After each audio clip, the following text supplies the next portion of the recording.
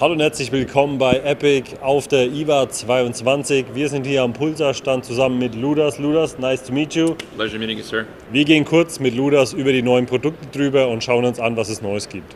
So, Ludas, let's check out what you got new for 22. So for the German market, probably the biggest thing is this thing here. So this year we're introducing the new binos or bioculars to be specific, thermal bioculars that are replacing our Accolade 2 Pro. What we have here is the 50 millimeter thermal lens, and what we have here is the laser rangefinder. So continuing the tradition of daytime optics look and feel, we have the Thermion that can be used in other markets, the Thermion rifle scope that looks like daytime optics, right?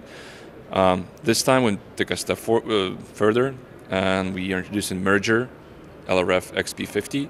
So it's our XP sensor, which is 640, 17 micron, 25 millikelvin NETD, super crisp, super clear, super sensitive thermal imaging bioculars. So it's the top sensor from Pulsar that you're built in of this product. It is. We still consider that 640 17 micron is top of the line because of the image quality that it produces. So here, as I mentioned, we have the 50 millimeter 1.0 aperture lens, right? We have two HD displays. You can, again, as always, you can adjust the distance between the eyes for your personal preference. Yes. And we have the ergonomical look and feel, and most important is, again, so many people are used to using daytime optics, right? So just so you can grab those thumbs and feel really, firm grip, have that control. As all of our devices, we have external batteries, so if you run out of juice, you quickly replace it with another APS-3. That gives you, and altogether, I think on the external and internal batteries, it's about 7-8 hours of battery life. Okay, that's smart. Yeah. So, but even if you do run out, Yeah. you just replace it and you're good as new, right? The laser LRF is up to 800 meters, I believe. Might be up to a kilometer. I need to check. It is a new device, so I'm still getting used to it, right? But again, the best thing about it absolutely is just the way it feels in your hands and how comfortable and convenient it is. Wie ihr seht, haben hier Pulsar, viele Leute benutzen ganz normale Fernglas-Technik und sie haben sich gedacht, das Beste, was man eigentlich machen kann, um so ein Thermogerät zu bauen, ist eigentlich das in der Form von einem Fernglas zu bauen, das jeder Jäger oder jeder eigentlich familiar ist zu benutzen. Das ist eine ganz natürliche Position, ein Fernglas zu halten und natürlich auch bei der Benutzung von dem Gerät hier. Ihr habt hier den Top-Sensor verbaut, den Pulsar aktuell am Markt hat, beziehungsweise in ihrer Produktlinie hat, und das Ganze kombiniert die Wärmebildtechnik von Pulsar zusammen mit einem Rangefinder, der bis zu 1000 Meter geht. Also in Kombination mit dem Wärmebild, das der ausspuckt, beziehungsweise. So that was laser rangefinder. The thermal image detection is up to 1,800 meters. So it's still, you have that wide field of view, you have that long range that you can see, use, and detect, and it also offers that wide, the field of view to have is wide. I mentioned that. I'm repeating myself. I'm tired. This has been a long show already. No problem. But yeah, and again, the best thing for me is just the details that you get out of that thermal. It's perfect. Wie Ludas schon gesagt hat, also ihr habt der normale Laser Rangefinder, der hier verbaut ist, geht bis 1000 Meter, aber die Thermaltechnik geht definitiv bis 1800 Meter und ihr habt ein sehr crispes Bild. Ich sage jetzt mal so, ich benutze denselben Ausdruck, also gestochen scharfe Thermaloptik in dem Glas drin, also ein sehr geiles Produkt und in der gewohnten Pulsar-Qualität und auch von den Bedienelementen auf der Oberseite, so wie man es gewohnt ist, sehr intuitiv zu bedienen, auf jeden Fall eine geile Geschichte. What you said, yes. Ja. Machen wir weiter mit dem nächsten. Obviously, as all of our devices, it has Wi-Fi connection, so you can, update your firmware. You can download your videos and photos that is recorded on the device, right? So again, top of the class, top of the market, something that should hit the market pretty soon. Should be available end of March, beginning of April. And yeah, we're looking for these to fly off the shelves as most of our products do. So wie ihr gesagt habt, hat auf jeden Fall wie die anderen Produkte von Pulsar auch eine Wi-Fi-Verbindung, wo ihr euer Material, das ihr mit dem Gerät aufnehmen könnt, direkt an euer Smartphone schicken könnt. Pulsar ist zuversichtlich, dass das Mitte des Jahres sowas in dem Dreh auf den Markt kommt und wird auf jeden Fall gut ankommen beim Endverbraucher. Wir machen mit den Thermal-Handgeräten weiter, für die Pulsar sehr bekannt ist und ist auch ein Dauerbrenner bei Pulsar sind. Und Ludas erklärt uns kurz, worum es geht. Yeah, so one of the many new products that we brought is we are updating our Axion 2 product lineup. So as before, we have a version without laser rangefinder and version with. Focus more in the beginning with the LRF.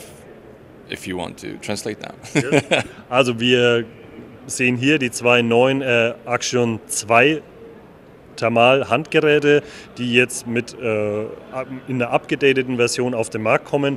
Und erstens, was die Zelle betrifft und bei dem Axion 2 LRF habe ich hier einen Laser Rangefinder in das Gerät integriert, so wie wir es beim Bino-Gerät auch schon gesehen haben.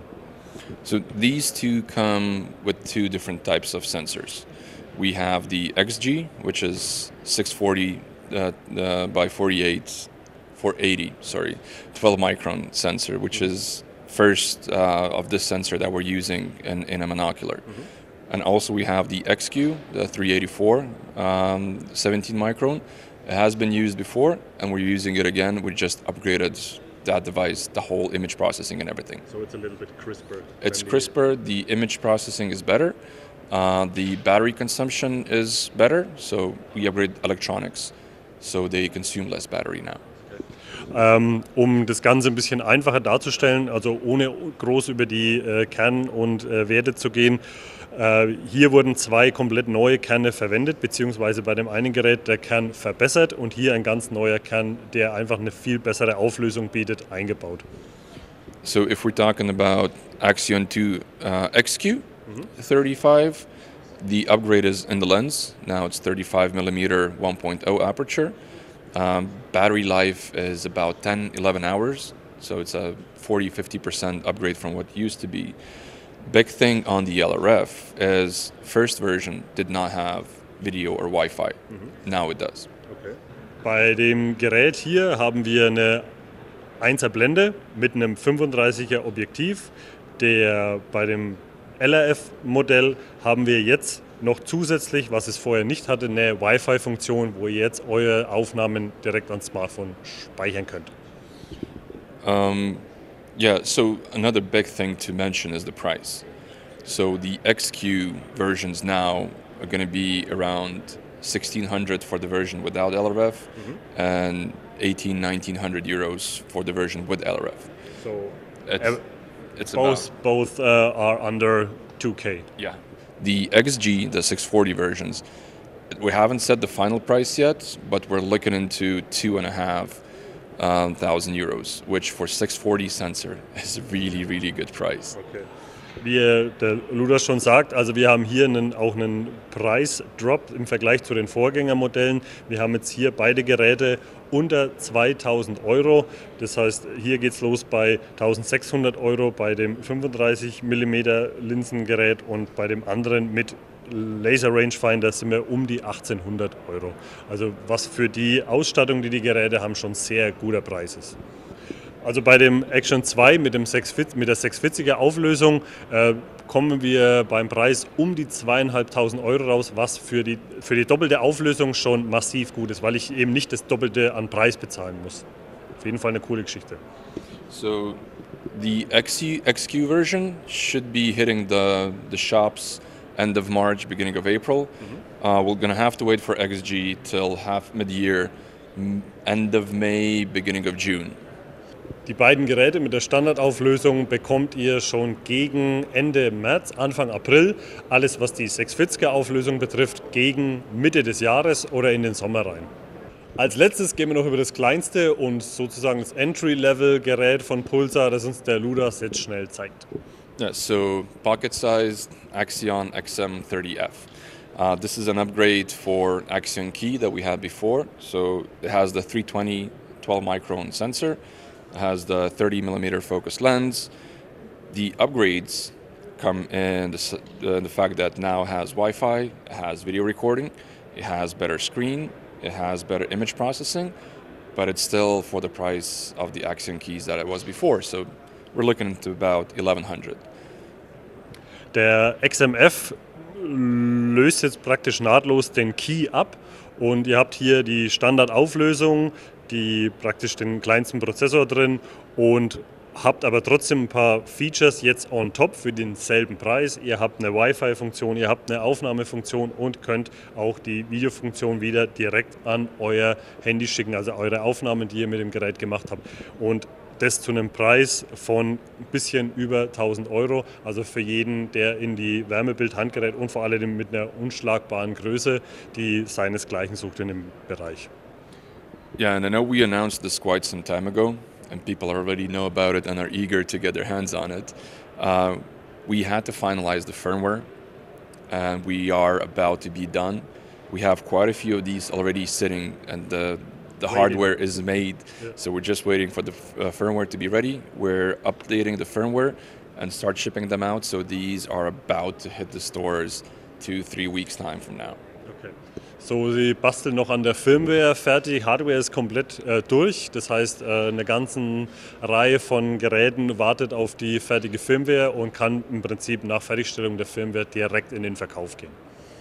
Zu guter Letzt schauen wir uns noch eine coole Geschichte an, und zwar für alle, die ihr Proton oder vergleichbare Geräte nicht direkt an das Glas montieren, also in front of the glass montieren können und über eine durchgehende Picatinny-Schiene an der Waffe verfügen, gibt es hier jetzt eine coole Lösung von Pulsar. Und der Ludas erklärt uns kurz, worum es geht. Yeah, so we don't have new front attachments to show at the EVA, as you mentioned, probably. What we do have is a development we call adapter PSPV or PSP Weaver rail. So if you're running an AR-15 system or you have a rifle that has a longer Picatinny rail, for setups like 30 millimeter, for actually any type of setup, we have the Weaver rail that allows you to just quickly clamp on it in front of the scope instead of placing it on top of the scope. Yep. Again, very useful, especially with Proton if you're doing some stock hunting and you want to go lightweight. So you're probably going with a red dot. You can even use that with red dot. We tried it. It looks crazy, but it works. But on 30 millimeter on anyone, just pick it up. It's very lightweight. Slap it on the Weaver. You're good to go. Is this available in different heights? Or what is it? Doesn't matter if it's aligned with the line of the scope. So now it comes with a standard height. So it's again mostly useful for any mid-height rings that you're using. But even if it's slightly misaligned, your point of impact doesn't change. Okay. That's the magic with our front attachments. This is what I'm thinking about.